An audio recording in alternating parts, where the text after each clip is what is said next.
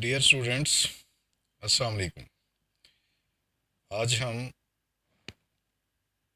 Economics second year کا chapter number 2 discuss کر رہے ہیں، اور اس چیپٹر کا نام ہے زر یا منی۔ تو ابھی لیکچر 1 کو ہم 2 پارٹس میں ڈیوائڈ کریں گے۔ پارٹ 1 ہوگا براہ راست تبادلہ کا نظام، اس کا مفہوم اور اس کی مشکلات۔ پارٹ 2 مشتمل ہوگا زر کے ارتقائی منازل، evolution of money. Dear students, سب سے پہلے ہم ڈسکس کرتے ہیں واٹ از بارٹر سسٹم۔ براہ راست تبادلہ کے نظام سے کیا مراد ہے؟ براہ راست تبادلہ سے مراد اشیاء کا اشیاء سے تبادلہ، direct exchange of goods and services. Dear students, پرانے زمانے میں جب زرعی نظام وجود میں نہیں آیا تھا، لوگ اپنی ضروریات کو پورا کرنے کے لیے براہ راست اشیاء کا اشیاء سے تبادلہ کرتے تھے، لیکن اس نظام میں چند مشکلات پائی جاتی تھی، جس کو ہم براہ راست تبادلہ کے نظام کی مشکلات یا ڈیفیکلٹیز آف بارٹر سسٹم کا نام دیتے ہیں۔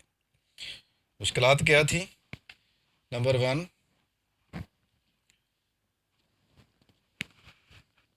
مشکلات میں نمبر 1 ضروریات کے 2 طرفہ مطابقت کا فقدان۔ نمبر 2 مشترک پیمانہ قدر کا فقدان۔ نمبر 3 اشیاء کی عدم تقسیم پذیری۔ نمبر 4 ذخیرہ قدر کا فقدان۔ نمبر 5 دولت کی نقل مکانی کا فقدان۔ نمبر 6 مستقبل کی ادائیگیوں میں دقت۔ نمبر 7 حکومتی وصولیوں کے حصول میں دقت۔ نمبر 8 خدمات کے معاوضوں کی ادائیگی میں دقت۔ نمبر 9 عاملین پیدائش کے معاوضوں کی ادائیگی میں دقت۔ اب ہم ان مشکلات کو ڈیٹیل سے ڈسکس کرتے ہیں۔ نمبر 1 میں تھا ضروریات کی 2 طرفہ عدم مطابقت۔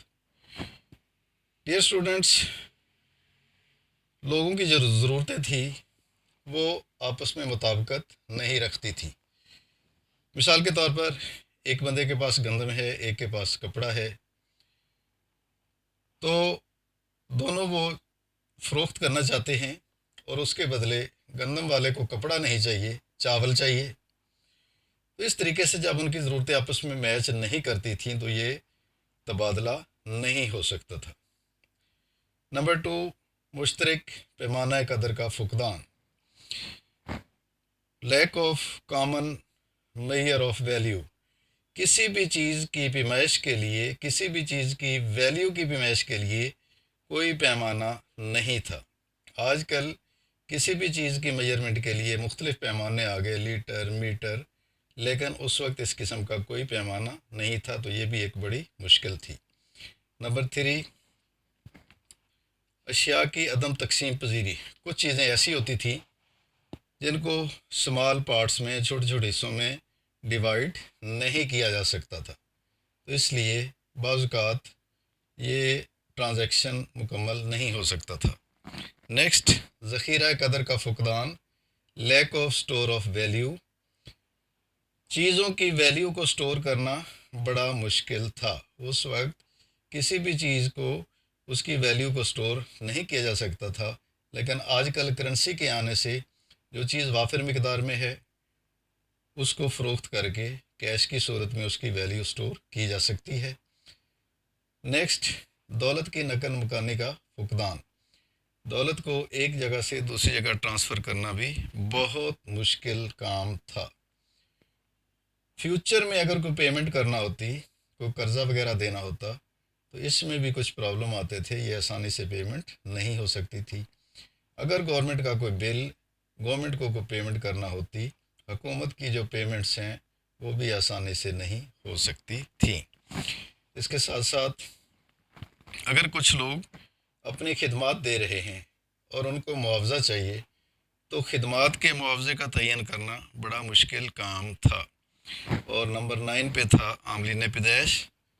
ڈیئر اسٹوڈنٹس، جیسا کہ آپ جانتے ہیں کہ عاملین پیدائش 4 ہیں اور ان کے معاوضے بھی 4 ہیں. تو عاملین پیدائش کے جو معاوضے ہیں ان کا تعین کرنا، ان کی پیمنٹ کرنا، یہ بڑا مشکل کام تھا. تو یہ تھا اس لیکچر کا پارٹ 1. ڈیئر اسٹوڈنٹس، اب ہم شروع کرتے ہیں اس لیکچر کا پارٹ 2. پارٹ 2 ہے زر کا ارتقاء، ایوولوشن آف منی. تو یہاں زر کے ارتقائی سفر کی مختلف منازل ڈسکس کی جائیں گی، جیسا کہ نمبر 1 پہ تھا براہ راست تبادلہ، نمبر 2 میں آ گیا اجناسی زر، نمبر 3 میں ذاتی زر، نمبر 4 میں کاغذی زر، اور نیکسٹ ہے اعتباری زر. اعتباری زر کے بعد ہے برقی زر یا الیکٹرانک منی، اور برقی زر کے بعد ہے cashless society. Cashless society. تو dear students, barter system discuss ہو چکا. اس کے بعد ہے اجناسی زر. اجناسی زر میں پہلے تو تمام چیزوں کا دوسری چیزوں سے ٹرانسفر کیا جاتا تھا، جس میں بے شمار مشکلات پیش آئیں. پھر اس کے بعد تھوڑی سی ڈیولپمنٹ یہ ہوئی کہ چند چیزیں مخصوص کر لی گئیں جن کے ساتھ دوسری چیزوں کو ٹرانسفر کیا جاتا تھا. ان چیزوں میں مثال کے طور پر جانور ہیں، کھالیں، تیر، غلہ، سیپ، پتھر، تمباکو، زیتون کا تیل، تانبا، لوہا، چاندی، اس قسم کی چیزیں جن کو بطور زر یوز کیا جاتا تھا. اس میں تیر، کمان، چاقو، نمک، بکری، گائے، نمک اور مویشی بھی بطور زر استعمال کیے جاتے رہے ہیں جی.